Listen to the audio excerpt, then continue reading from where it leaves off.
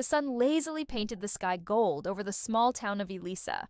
Inside Chief Adetola's compound, the air was electric with joy. Yams were being pounded, goats were being prepared, and children's laughter filled the air. It was the wedding of his only daughter, Morenike, the family's jewel, fresh from the city with a law degree. Morenike was beautiful, brilliant, and bold, but she was also incredibly stubborn. Her mother, Mama Tola, often sighed, "This girl will bring Wahala one day." And today was that day. The ceremony flowed perfectly, right up until the traditional blessing.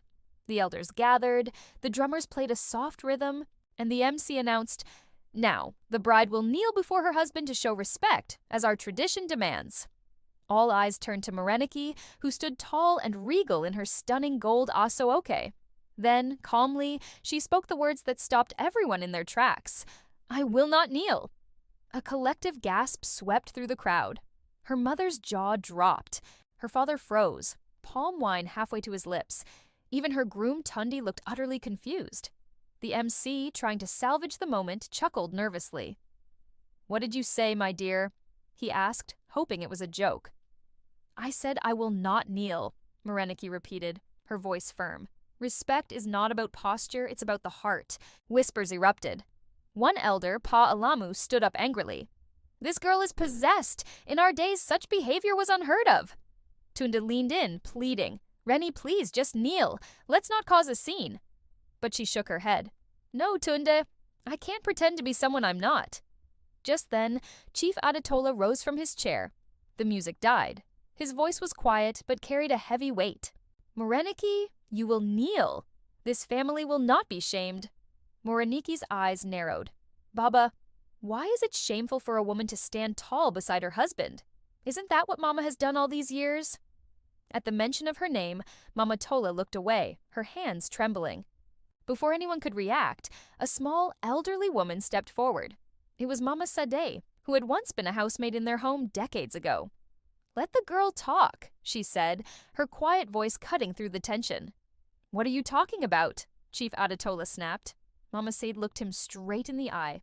"Let her talk, because it's time the truth came out. You, Chief Adetola, should be the last person to speak of shame." The crowd murmured in shock.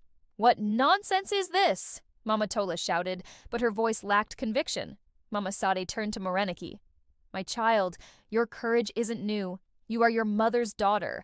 Ask your father why he forbade your mother from ever kneeling before him." The compound was in an uproar. Chief Adetola's face was a mask of fury. "This woman is mad," he roared. But Mama Sade was not finished. Her voice trembled, but she spoke with unwavering strength. "When your mother married him, she discovered he already had another wife, my former madam, living in the next village. He forced her to keep quiet, promising her wealth and protection. She obeyed.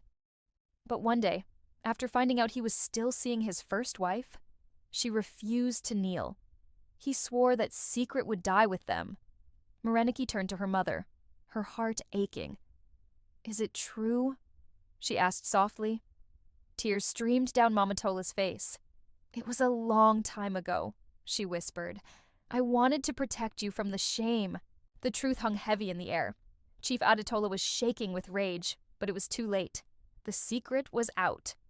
Morenike faced her father, her voice calm but sharp as glass. "So you silenced Mama for years, and now you want to silence me too? No, Baba, not today." She then turned to Tunde, her future hanging in the balance. "If you want a wife who will kneel to please others, I am not that woman. But if you want a wife who will stand with you, side by side, through everything, I am here." Tunde looked at her, a slow smile spreading across his face. "I didn't come here for your knees, Rennie," he said, his voice full of love. "I came for your heart." The silence was broken by a single clap from a woman in the crowd, then another, and another, until the entire compound erupted in applause and cheers. Even some of the elders nodded in reluctant admiration. Defeated, Chief Adetola turned and walked back into his house, leaving the celebration behind. Later that night, under a sky full of stars, Mama Tola sat with her daughter.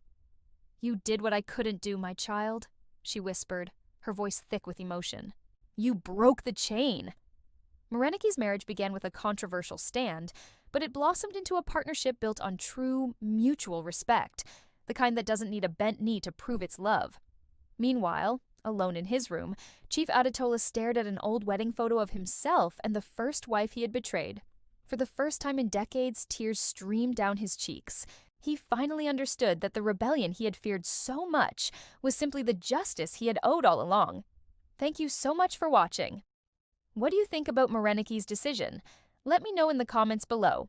And if you enjoyed this story, please give it a like and subscribe for more content that makes you think. See you next time!